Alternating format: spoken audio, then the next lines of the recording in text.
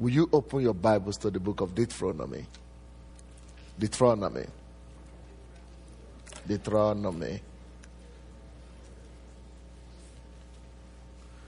Deuteronomy chapter 11. I am going to be reading from verses 1 to 7.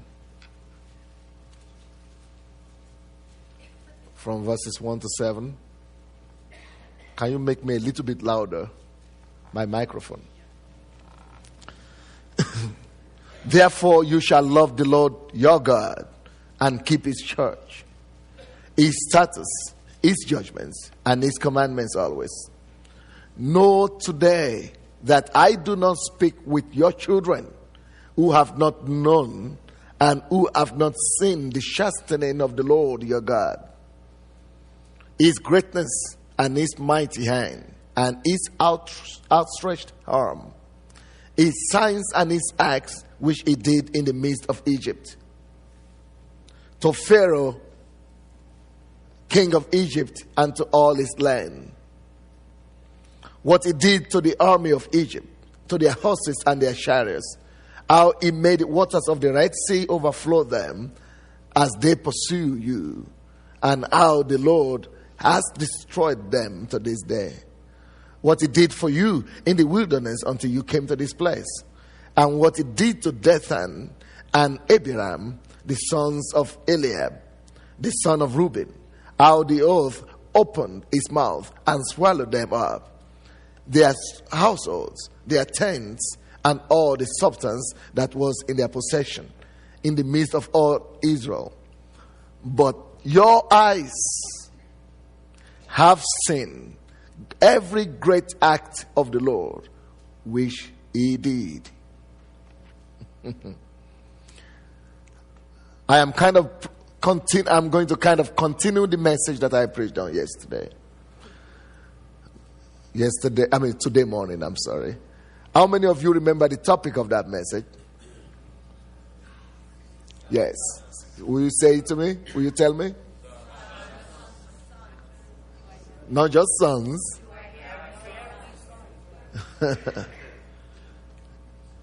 Do I have any son? Close, but not really. Oh, who said that? Has God no sons? Has God no sons? That's a question mark. Has God no sons?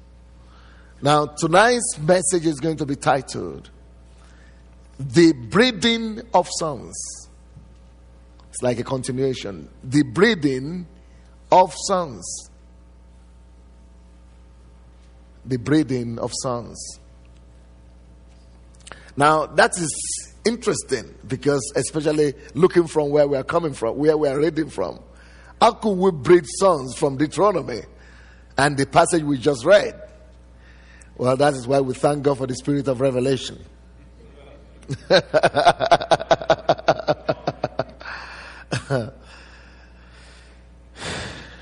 Well, we can see insight here for graduating from childhood to sonship.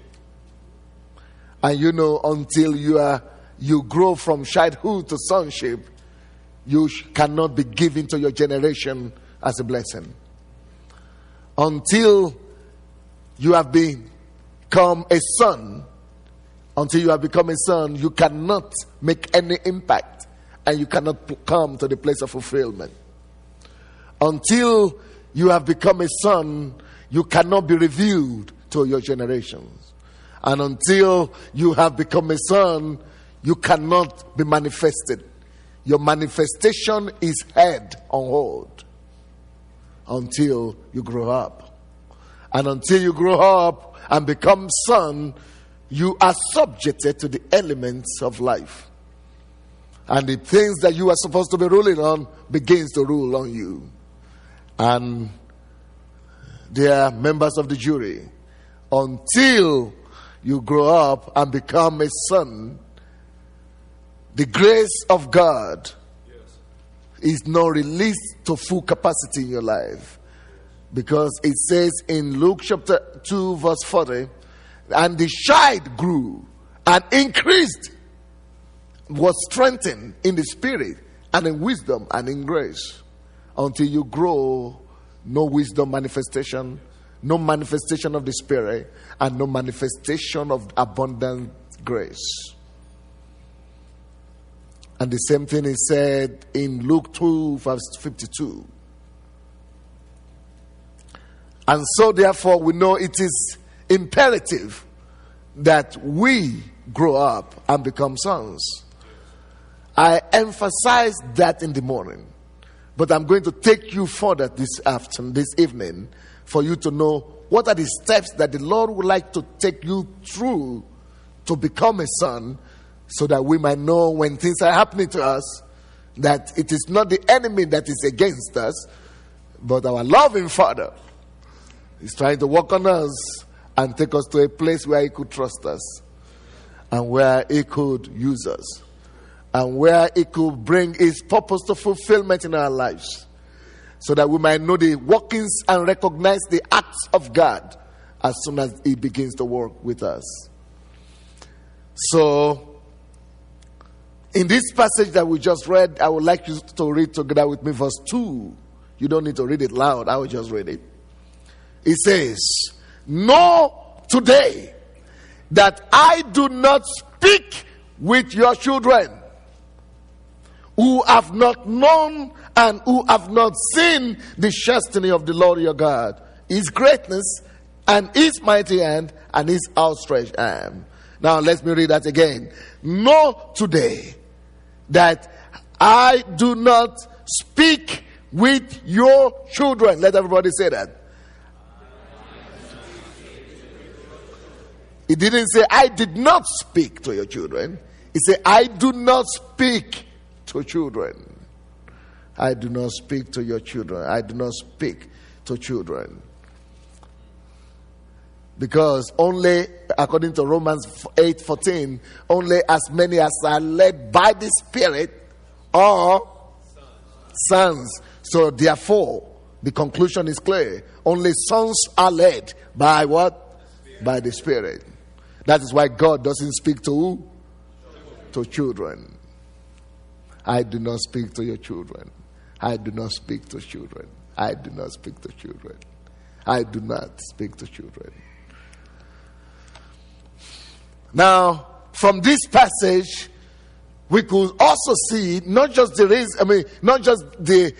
fact that God does not speak to children, but we could also see why He does not speak to children, so that we may know the things and the factors that are holding us back from becoming sons.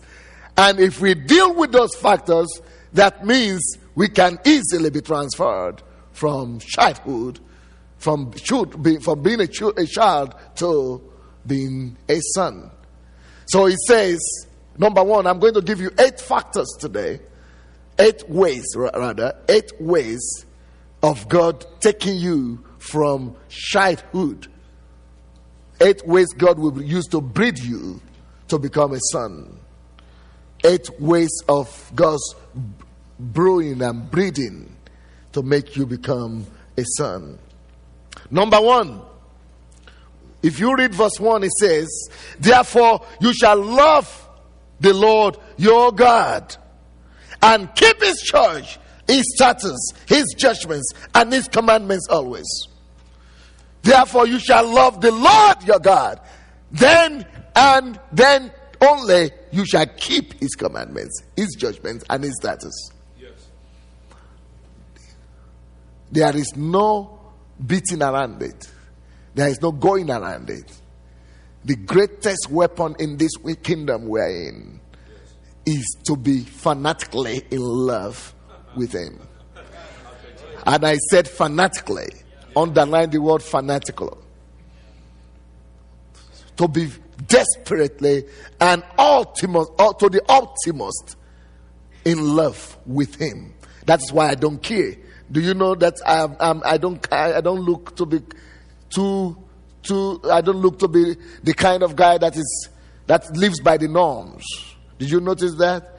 That I don't observe all the protocols and all the things that are supposed to be observed, and all the societal demands, and all the ethical, and all the standards, and all the ethics, and all the ministerial things. I don't behave like that. I'm like a kind of wild guy coming from the wild wilderness somewhere. Now let me tell you why. Because I'm wildly in love with him. Not just somehow in love with him. I am crazily in love with him. I am wildly in love with him.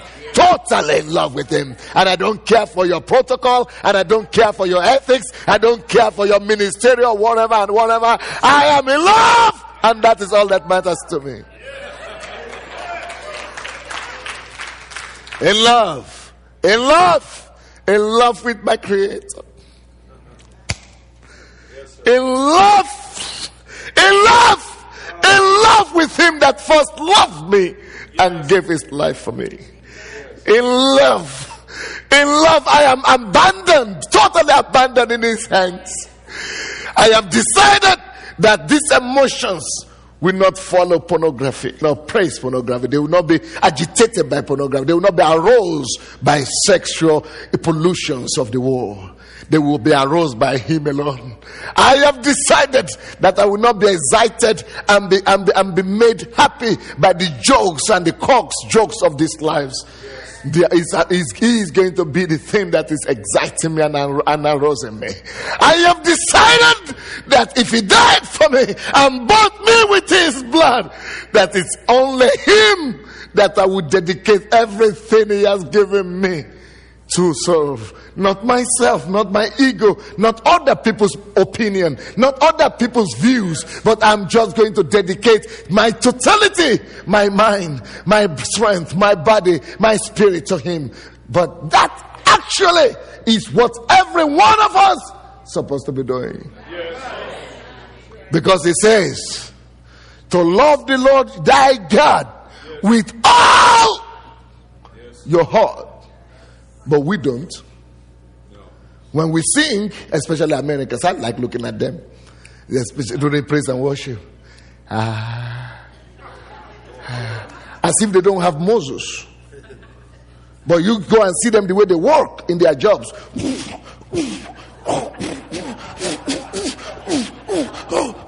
Look at the way they praise. They play their games or share their sportsmen. Listen to me. God did not create your energy and your strength for those things. He said to love him with all your strength. And when you come with your strength to him, to his presence, you hold back. You don't give him what belongs to him. But you use what belongs to him for your own things. You use it to do your work with all your strength. But he said, this is what I was asking you to do for me. For me. Love me with all your strength. Me. Not do your job only with all your strength, but me first. Me first. Learn to love me.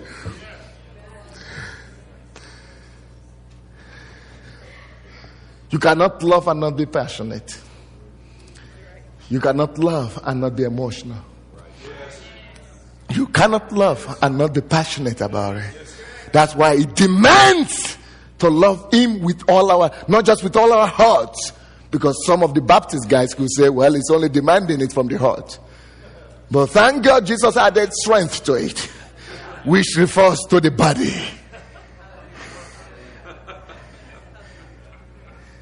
We need to turn around our old theology, our old perception of the Bible.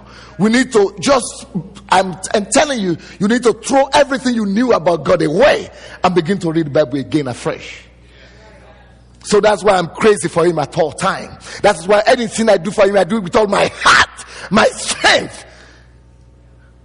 Some of you cannot even use your strength to do anything. You don't do anything from your heart to the Lord at all. You just do it as a routine. God have mercy on us.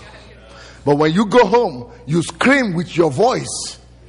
What God gave you to use to praise him, you scream with it and do evil with it.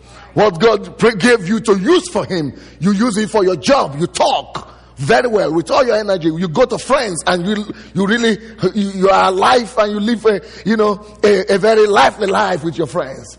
You use it for yourself because you think that is going to give you something.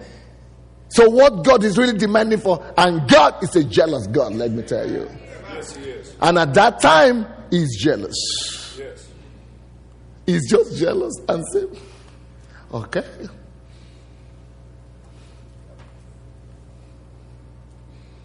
How much have you and your actions caused God to jealous? How much have you, because we don't know how to love him? Listen to me. Loving God genuinely as he demands it is the first step to knowing him. When you love him with all your heart, with all your soul, with all your strength, and with all your might, then that is the first step to knowing him. It draws you close to himself. I like a place in John chapter 14 verse 21. It says that they that love me, they obey my commandment, and I come to them and I make my dwelling with them. Hallelujah. So deep place, deep truth. When you love him, you provoke him to come and reveal himself. It says, I come and reveal myself to them, and then I make my dwelling with them. Chapter 14, 20, 21. I come and reveal myself, manifest myself to him because of love. You cannot underestimate love. And because of that passionate love, that is why you automatically obey his commandments. But if you don't love him passionately, that passion that you hold back, you will use it for something else. I bet you. You will use it for sex. You will use it for, lust. You will use it for pride. You will use it for ego. You will use it for anything because you did not give it totally to him whom it belongs to. So Satan sees that reserve that you have, and he comes and fills it with his own garbage. But if you will love him with all your strength, with all your might, if you don't love him with all your mind, there is no way you can prove to me that you don't have evil thoughts. Evil thoughts will dominate your life because you don't love him with all your life. All right? And you're talking to me about being a son?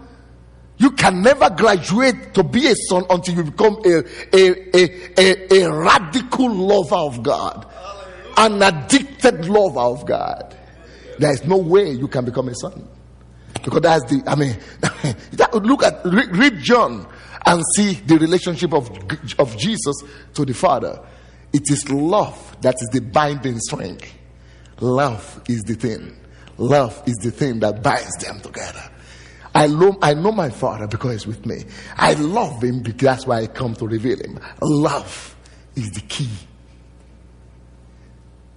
So any one of us that wants to seriously graduate from being a child into being a son, the first thing we must begin with is to radically dedicate ourselves to loving him.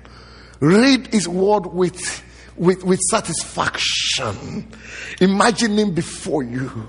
Talk to him, weep before him, embrace him in your spirit. Imagine him standing before you, fall in love with him, hold him, embrace him. I do that with him every day. I see Jesus every day. It is possible you can walk with God. We can fall in love with God to the extent that you will begin to see him every day. He's real to me more than for all of you. I see him right now as I'm here. I only need to open my eyes spiritually. And as soon as I join the wave, I see him. He's here. I know where he's standing right now beside me. Because of love, will you become a lover of God or not? That is why it is the only thing God is demanding from us. You shall love me with all your heart, then you shall keep my commandments. The commandment of God is not because you are keeping it so that it might feel good. No. Because by the commandment, it keeps you. By the commandment, he saves you. By the commandment, he strengthens you. By the commandment, it makes you undefeatable. Well, we will not do too much of that because I have 8 points to go. Number 2.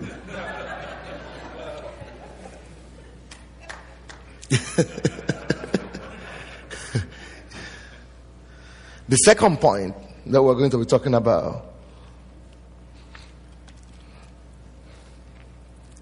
Let's read that verse 2 again, Deuteronomy 11:2.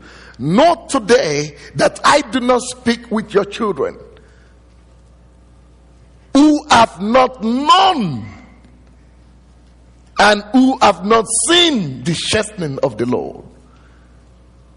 God wants us to know him, but he's also saying these people have not just not known him, but they have also not seen the chastening of the chastening, the punishment, the correction of the Lord.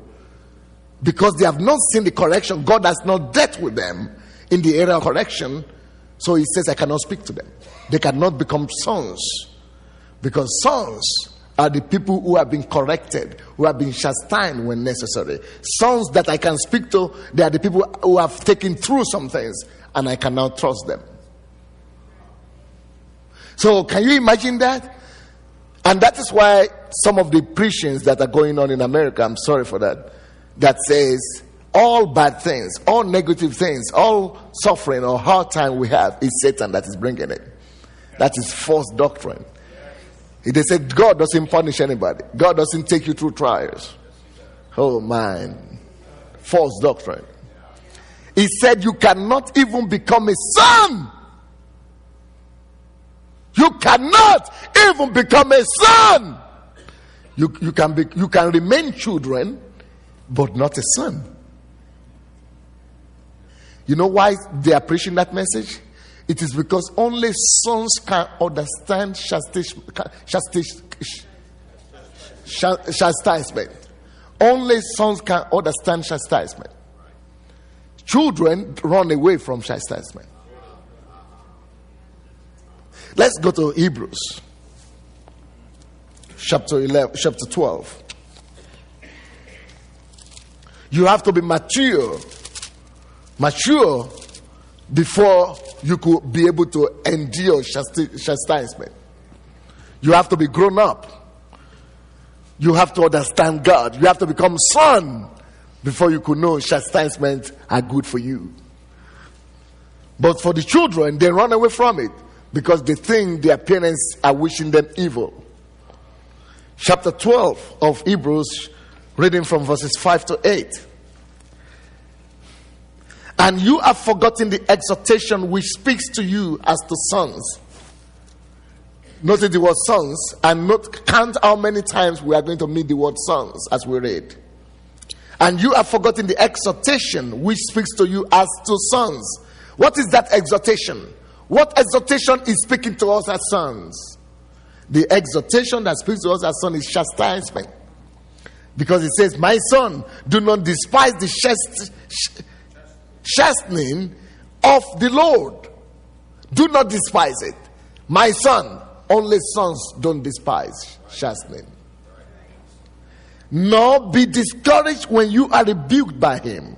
For whom the Lord loves, he chastens and scourges every son whom he receives. Every son who he loves and receives. Verse 7. If you endure chastening, God deals with you as with sons. If you endure chastening, God deals with you as sons. As sons. Only when God loves you and he doesn't want to lose you, he corrects you. But as soon as God stops to correct you and chastise you, you are in trouble. You are lost for good and for eternity. However, the reason why this chastisement comes only second is because you don't have to go through it. If you are desperately and totally sold out to God and you are in love with him. The reason why you need to be corrected is because you are going astray. The reason why you need to be chastised is because you have done something wrong. So, and because he loves you, he wants to bring you back by correction. But you don't need to be corrected if you are already obedient. That is why he says the first thing to become a son is not through chastisement. The first step to become a son is to fall in love with God radically. Then you will definitely obey his commandment. If you are in love with him enough, if you are in love with him with all your mind, with all your soul, you will not have evil thoughts. But if you are not in love with him entirely like that, he will need to do something to correct you and to show you the evil of the path you have chosen. If you are not in love with him with all your strength, you will use your strength for some other things. And he will need to chastise you so that it will bring you back to a place whereby you will be able to love him with all your heart and with all your strength. It is to correct you. That's why he will punish you, so that you could come back and understand what you are supposed to understand just by love instead of by punishment. Anybody understanding me? But they are all the same processes that God uses to bring us to sonship. But if you are without chastening, of which all have become partakers, then you are illegitimate and not sons.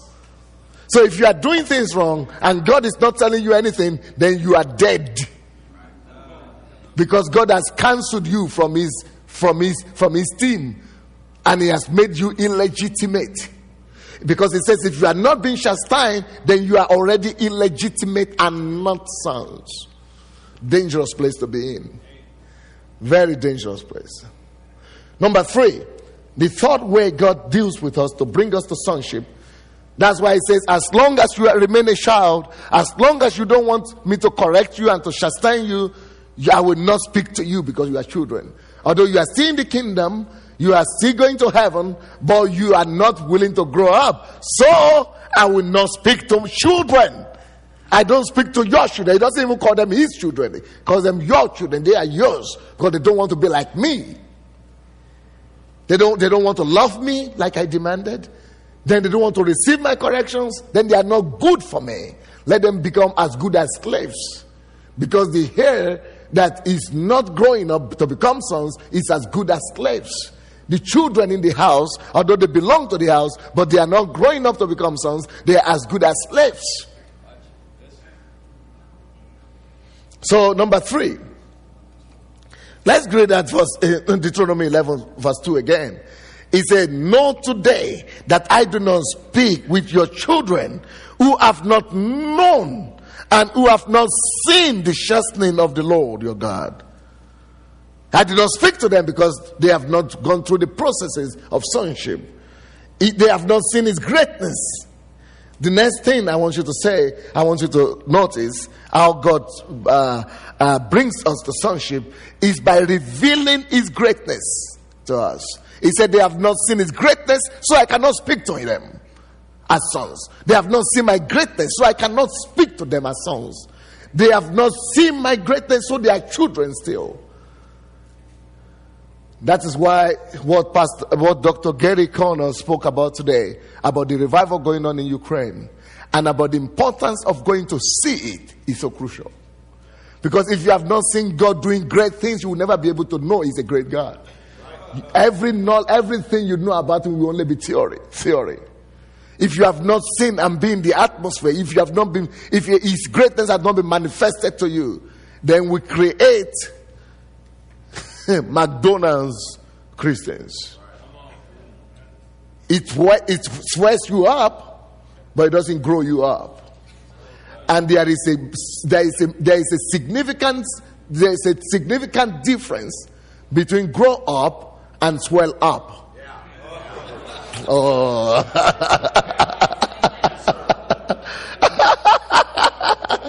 Many of us in our pews have been made to feel we are big because we have been swollen up by McDonald's.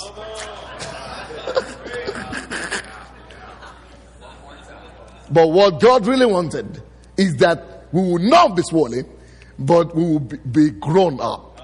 That we will grow up in quality and in status before his eyes, before his face, and not just be swollen up. And for you not just to have ideas about God. And when I look at all the catalog of Christian books in America, I feel they are giving us McDonald's, my brothers and sisters. I feel they want us to be swollen up, my brothers and sisters. I feel they are just enlarging our heads, my brothers and sisters, and not really giving us the nutrients of God that could cause true development. Oh God. Because none of them is revealing to me how I could be a God lover and how I could know Him. They are telling me how I could feel better with Him. Again, using Him to make me the goal. Oh God.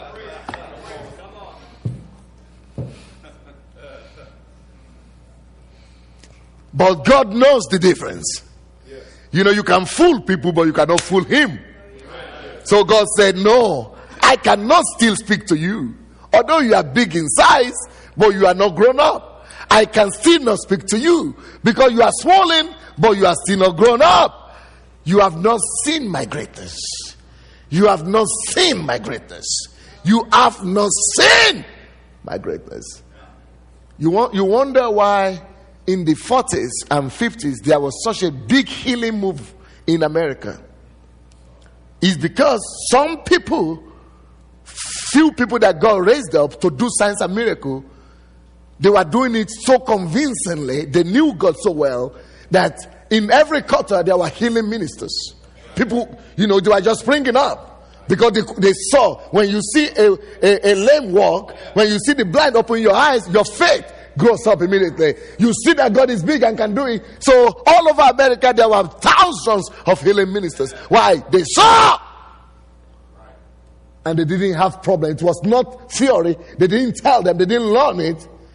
They didn't memorize it. That God is great. But God is particular about what? Saying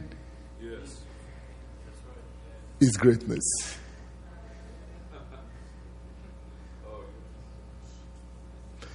So you have to go to places where His greatness has been demonstrated. That's why the invitation to Ukraine, to Southern Light in September, if you can wait, I don't know if I be in your place, I'm too much in love, I'm too crazy for God. I cannot wait for 1 year. I would have gone before that and go again in Southern Light. Yeah, that is my kind of guy. Because I'm sold out for Him. I mean, I don't live for any other thing apart from Him. I just want to find Him.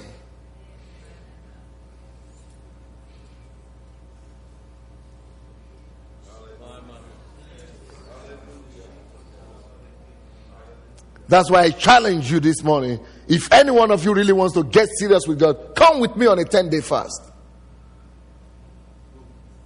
And I will teach you how to pray 18 hours a day straight. Then when you come back to America, you will see that to do revival is cheap. Revival is cheap. It's not a big deal that you are looking for. You are thinking it's so tough. So easy to do. Because you have been trained. Because you have seen His greatness, so you can perform. All right?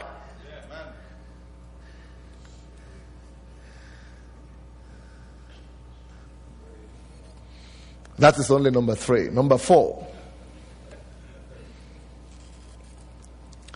I cannot speak to them because they are children.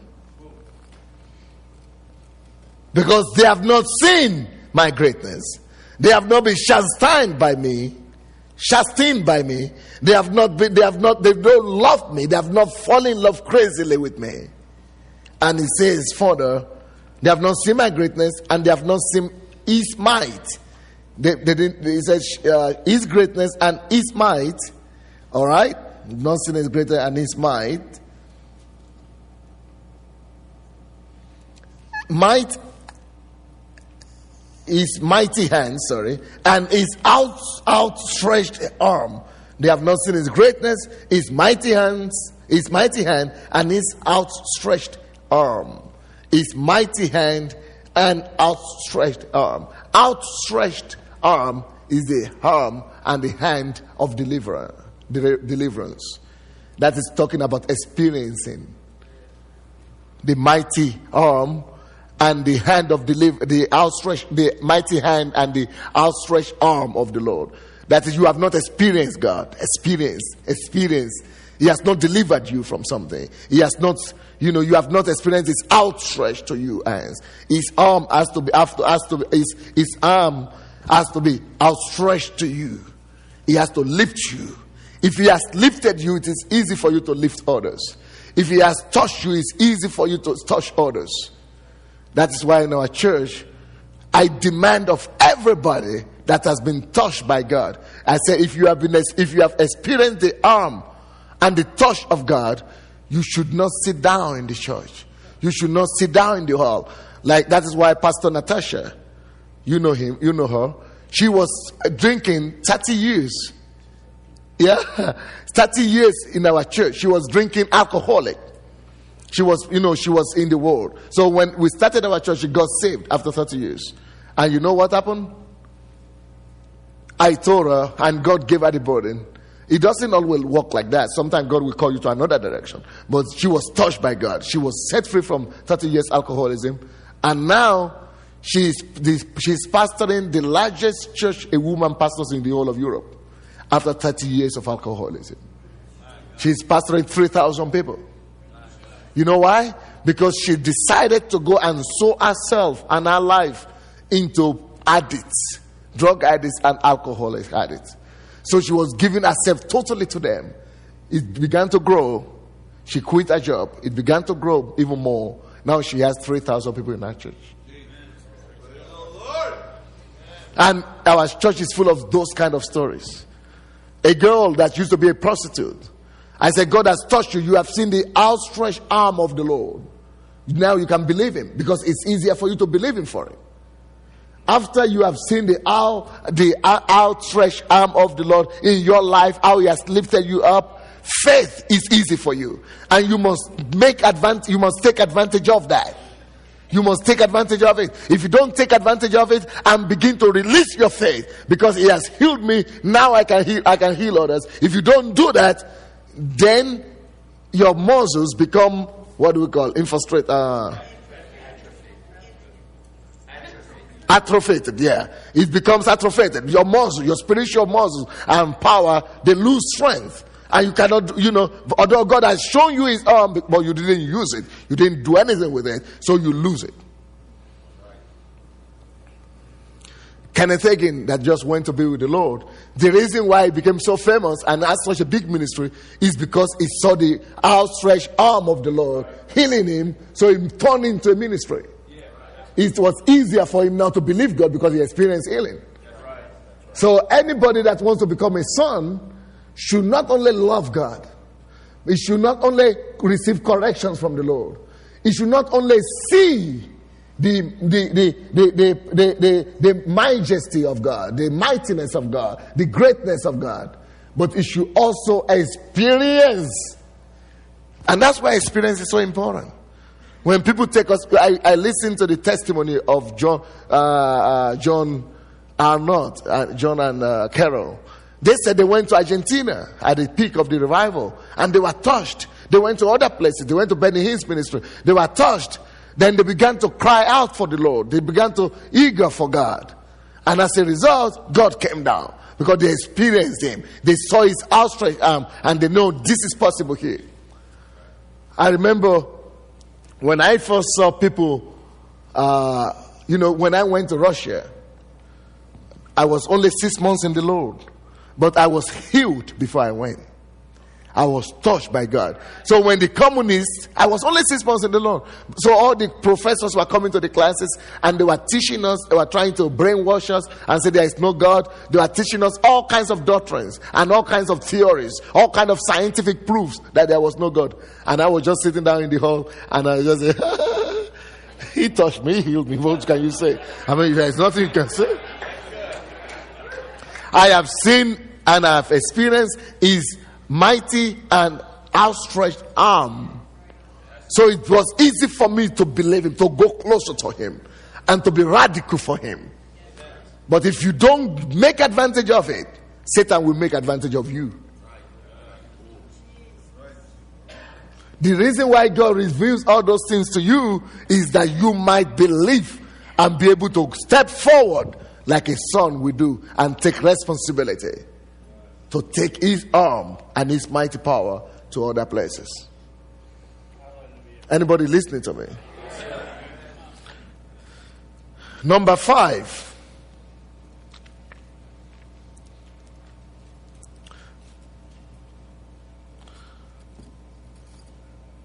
Verses 3 and 4. His signs and his acts which he did. He's saying, I do not speak to the children, because they have not known me. They have not seen my signs and wonders. They have not seen my greatness. And he's continued to say, they have not seen. I do not speak to them because they are children. They have not seen the signs, verse 3, the signs and the acts which he did in the midst of Egypt. They had not seen that. To Pharaoh, king of Egypt, and to all his land. They have not seen that. Verse 4, which he did to the army of Egypt, to their horses and their chariots, how he made the waters of the Red Sea overflow them as they pursued you, and how the Lord has destroyed them to this day. They have not seen it. Before you can become a son in this kingdom, you must be able to see the judgment of God over nations. You must be able to see the judgment of God over nations. Only sons are able to see a nation subdued to the Lord. And before you can be able to, because God doesn't want us to just go into countries or into cities and build a church, a small church just in a quarter. He wants you to see a whole nation coming under his influence and under his authority. A whole country is being subdued by him. That is why he said, I cannot use him. Stand up, please. I cannot use him. Why? Come here. I cannot use you because you cannot see that I am capable of subduing a nation. You cannot see it. You have not seen me deal with Egypt.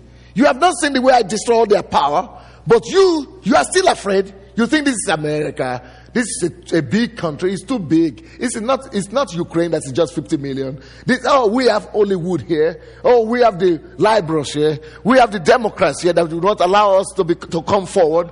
We cannot do it. We cannot really change a nation. I could only build my ministry. Maybe I could affect my city. Maybe I could affect my country. My little corner. Maybe my state at most. But to influence the whole nation and to become the topic of the news in the whole nation. No, maybe we could affect only the Christian world. But he said, you cannot become a son, and I cannot trust you because of that.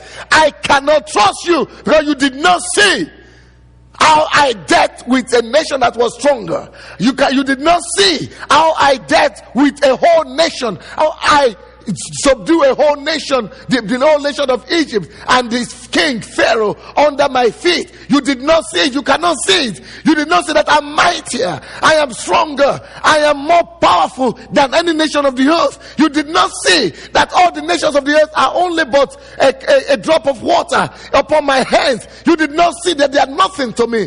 You did not see that the whole earth and the whole universe is in my one right hand. I hold them in my right hand. So if the whole is hand and universe is million times bigger than the earth, so what is US in it? It's less than a dust. It's less than a dust in his hand. It's less than a dust in his hand. You must see that I am mighty. I am the Almighty God that subdued nations. Only his son is able to see that your position before him is nothing, that nations are nothing, and that is why you will be able to believe him when he says in Psalm 2 verse 8 that ask of me and I will give nations into your inheritance. But you cannot ask because you did not see how I subdued nations. You cannot ask because you did not see how I brought judgment over pharaohs of this world and their nations. You did not see. That's why you are not asking for a nation. You are asking for a church that I build a church for you. You are asking for your ministry that I bless your ministry. You are asking for everything else, but you are not asking for what I'm asking you to ask. I am not after church buildings. I am not after streets. I am not after just neighborhoods. I am after nations. I ask you to ask of me nations.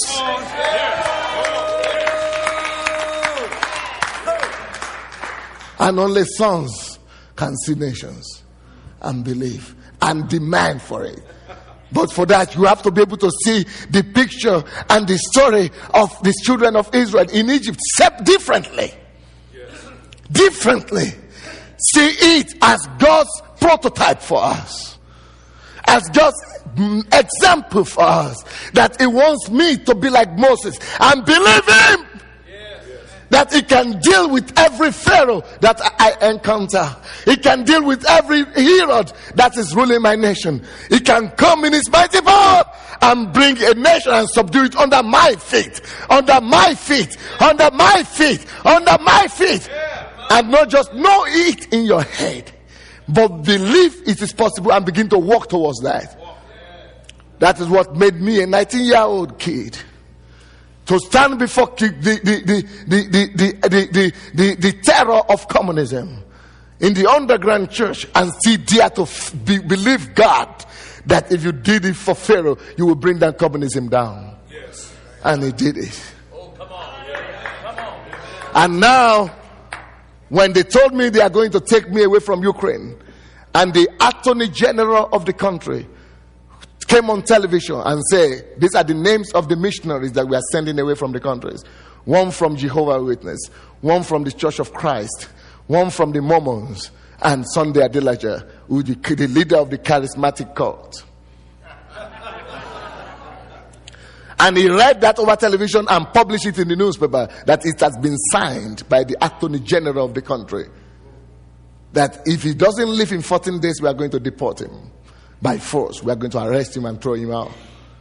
So I came to the church and said, he is too small to get me out of the country. Too small. Because I saw what my God did with Pharaoh. He is too small. If Pharaoh is too small for God, then the Attorney General of the nation is too small to get rid of me. Too small. Too small. Somebody say too small. Too small.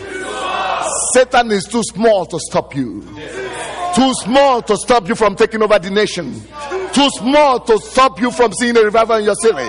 Too small, Satan. And the thing that could make you to say that is this eye of the sun. When you have been able to climb higher with the Lord and be able to see with the eye of God how He dealt with pharaohs of this world and how He overthrew the nations of the earth. And every time you read a story in the Bible of how God used Israel to overthrow a nation, don't just read it as a story. See it as what God is telling you, that the same is going to do with you. And through you, He's going to overthrow your city, your nation, and wherever He sends you. See it like that. And so when everybody in Ukraine is busy building a church and trying to be nice so that the government doesn't give them trouble, so that the KGB doesn't follow them, I am throwing everybody a challenge that I'll bring in 5 million Ukrainians to the Lord, only to our church. 5 million. Yes. And we already have 1 million conversions. Why? Because I could see how it dealt and brought judgment over nations. Can you see the scope of nations? Or you are too small in your thinking? Sons see the acts of God, and it causes them to believe Him for greater things.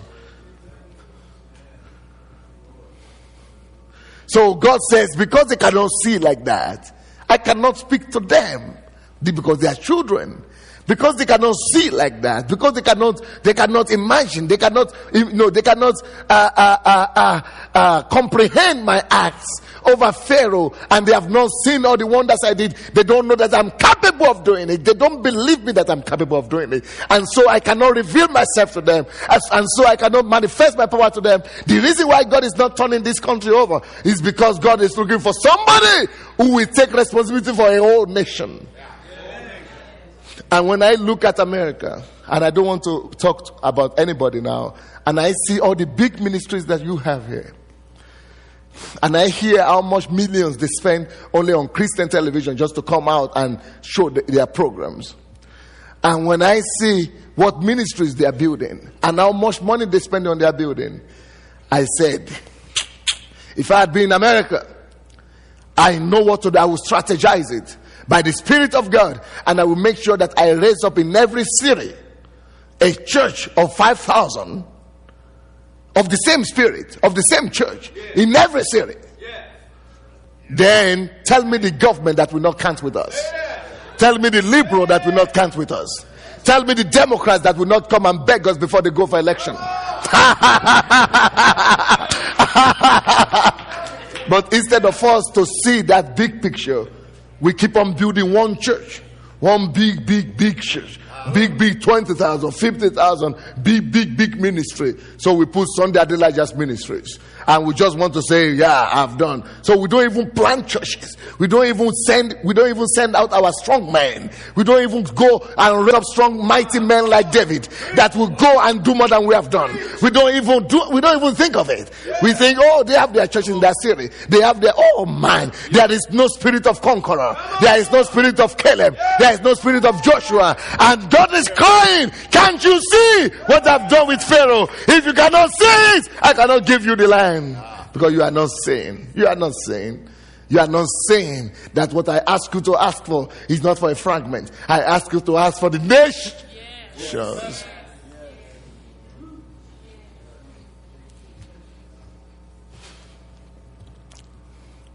And so when God begins to challenge you, when I began to go to the Netherlands, I didn't go there just to preach and start my branch church. I went to shake the nation. And after 3 years, we have 50 churches in the country. 50 churches. And the government is coming to with the national television, the Channel 1, to pay 300,000 euros, showing me 1 hour live prime time in the prime time in their national television, because of the effect that got to them. A nation that never welcomes Christian preachers.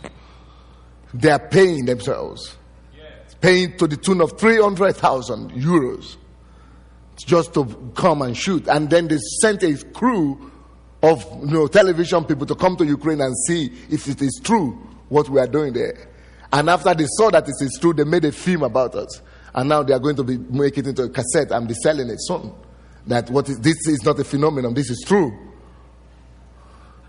We're talking about changing the nation.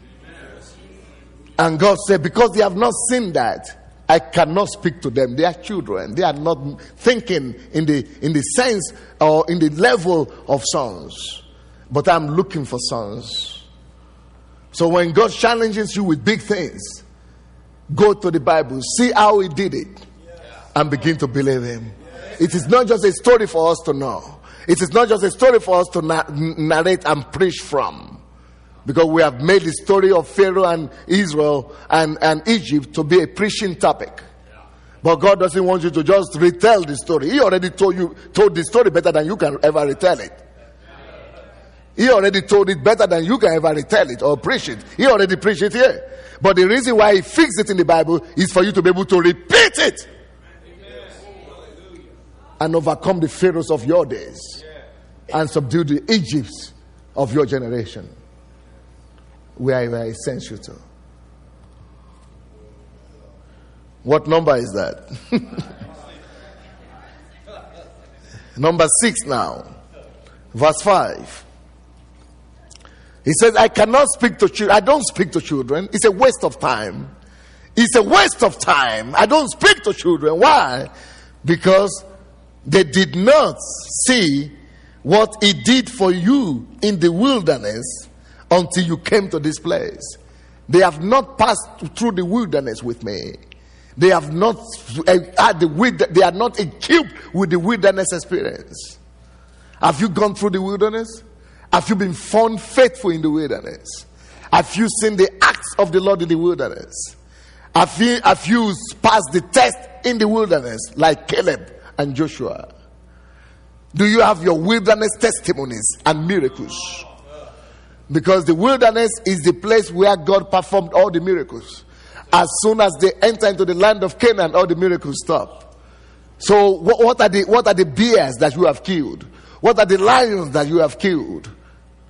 What are the testimonies that are keeping you from your years of trial where you withstood and succeeded? What are the testimonies of dryness and of attacks and of a great wilderness experience that you survived? Have you come out of any wilderness with any testimony at all? Or you have already died there and you don't know because you are still breathing? Some of us are already dead in the wilderness, but because we are still physically alive, we thought we are still alive. But really, we have lost our passion in the wilderness. Really, we have lost our first love in the wilderness. But we are dead and buried long time in the wilderness, and we are still deceiving ourselves that we are alive because we are physically walking. But there is a difference between living and existing. Many of us have stopped to live the second year after our salvation. Many of us have ceased to live the third year, the fifth year after our salvation. What have we begun to do? We have begun to only exist. We have been buried in the wilderness because we did not survive the attacks that came on us. And instead of us to become stronger out of the wilderness experience, we have become weaker and we have just become churchgoers. And instead of us just to begin to do more things in the 10th, 20th year of our belief, but we can only refer to the first and second year how we believe and did exploits. But now we are no more capable of doing it because we are dead in the wilderness. We are not equipped to be strong. The wilderness is supposed to make you stronger. The wilderness experience is supposed to equip you. The wilderness is your chance for greatness. The wilderness is a place where you are supposed to come from, fully fired up.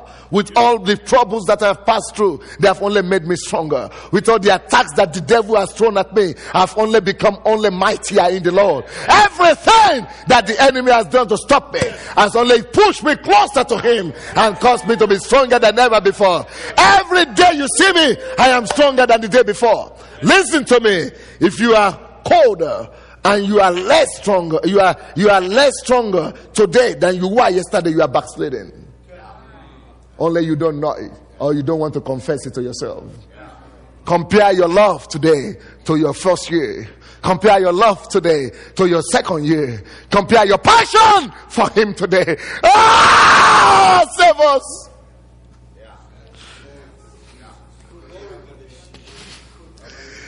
Some of us need to fall into our faces and begin to confess that I've lost it. I was dead long time in the wilderness, but I didn't know it.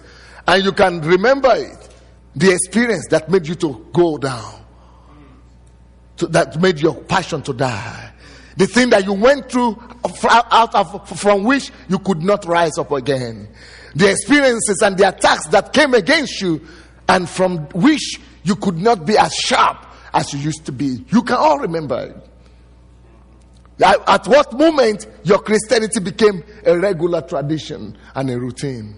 You can all remember it when it was all passion, when it was all faith, when it was all power, when it was all going out all the way. But you remember at what stage it became just a normal thing everybody does. You remember how you used to condemn others for their coldness, and you don't remember, and now you know you are in the same category with them. You are now normal. When they used to think you are not normal before, but you are not now normal like every other person. Repent! Remember where you have fallen and go down there and gather yourself again. But the people that God will be able to trust, the people that God will be able to speak to, are the people who have used their wilderness and have turned into a resource to generate power and energy. The people that have turned their wilderness into strength. The people that have turned their valley into a valley, in the fountain of water. Those are the people he's talking about, who passed through the wilderness and have a testimony, and the wilderness have made them stronger, and it has not killed them like the 10 spies. But the 2 of them were made stronger because of the testimony, because they stood firm. Tonight we are going to pray, and we are going to remember everything that has killed something in us, killed the passion in us, killed the fire in us, the thing that stole the first love in us. We are going to remember the point where we lost it, and we are going to come to the altar and say, God, I go back. I want to retrace my path. I want to retrace my path. I want to retrace it and regain that first love again, and regain that passion again, and regain that strength in the Lord again. You become stronger in your wilderness, and you come with a wilderness experience. Only those people God graduate into sonship, and He trusts with His secrets.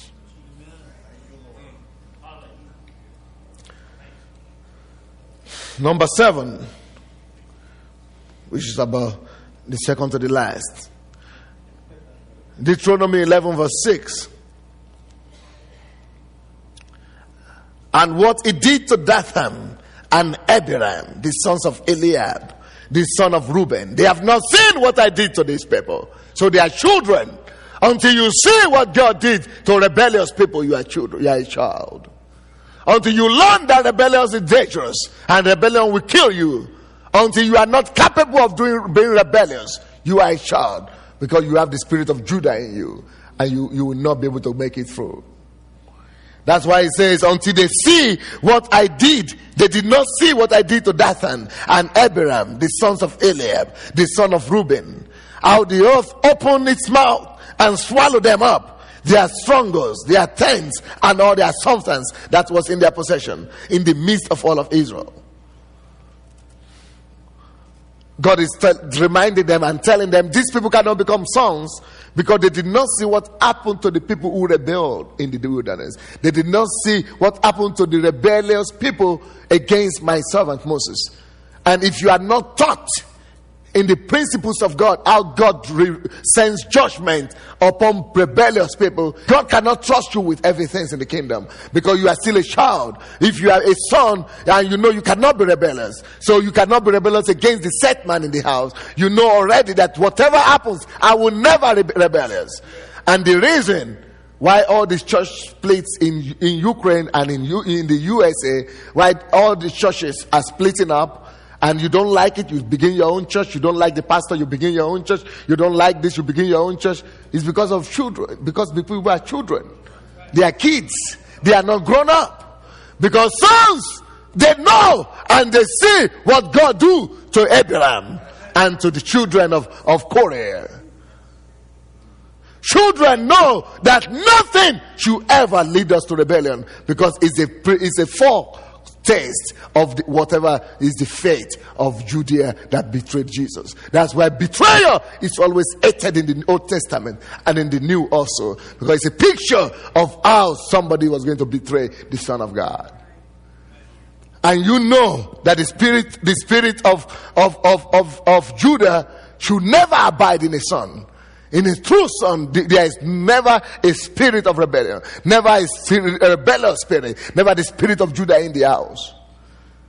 And that's why God, unless you are tried in that, unless you have seen that and you have been purified, God cannot make you the Lord of the house. He cannot turn you into a son. Anybody understanding me today? You have to be purified from self-seeking, because that is the root of rebellion. That is what Satan did and disqualified him from heaven. He said, I.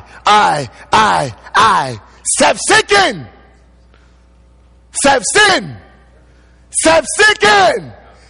He said, how could you receive honor from the Lord if you seek your own? If you seek your own gain, let's be dead to self-seeking. True sons that will be elevated in the kingdom, they are dead to themselves. They only want to seek the one that will please him. They only want to seek the things that will point to him. They only want to fulfill his will. And they only want to make him glad and to make him rejoice over them. They are no more concerned about their name. They are no more concerned about their reputation. They are no more concerned about their ministry. They are no more building their ministry. They know they are dead long time ago. And they say, and in response to the question of God, when they say, do you love me? Do you love me? Do you love me so? Then they say, yes, you know, Lord, because their hearts are pure. They don't have any ulterior motives. What about you? And because these people have not been tried in that area of rebellion, they have not seen the judgment of God that comes on rebellious people. God said they cannot become sons. I cannot speak to them. They are children. Are you still capable of rebelling? It's a question to you today. Are you still capable of rebelling? Even if your set man is wrong. Even if your pastor is wrong. Even if you see the nakedness of your father. God has permitted you to see that nakedness, not for you to scorn him. God permitted you to see that nakedness, not to mock him. God permitted you to see the nakedness so that you might cover him. God wants people to be sons who will graduate and be set free from the spirit of harm. So he said, they have not seen what I did with Abiram. They have not seen what I did with Dathan. They have not seen what I did with the sons of Eliab. They have not seen the judgment that I brought upon them. So they cannot become sons. If you are still capable of, jilting people or betraying people or rebelling, even if you are right, you are still a child. You are not qualified. That is why he said in Corinthians that I cannot speak to you as to mature people, as to sons. I can only speak to you as to babes, because some of you say I'm Apollos and some of you say I'm Paul's. You cannot become sons. So if you are still in that category that says, well, I'm in this camp, well, I'm in this camp, well, I'm in this camp, well, you are going to spend a long time in a kindergarten.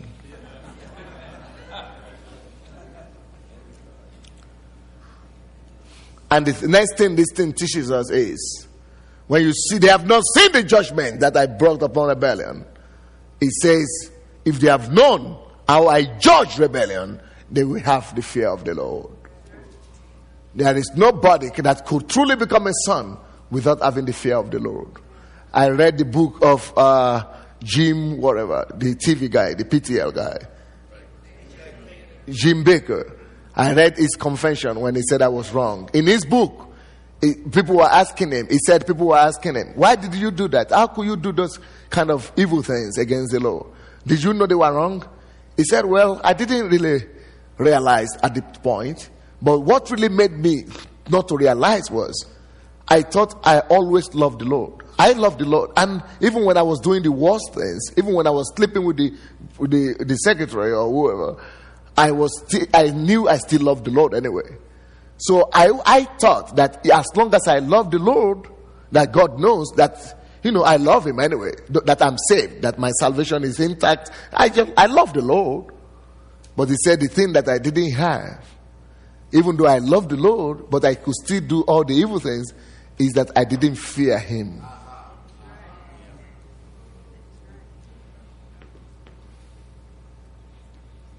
But you see, that is not love.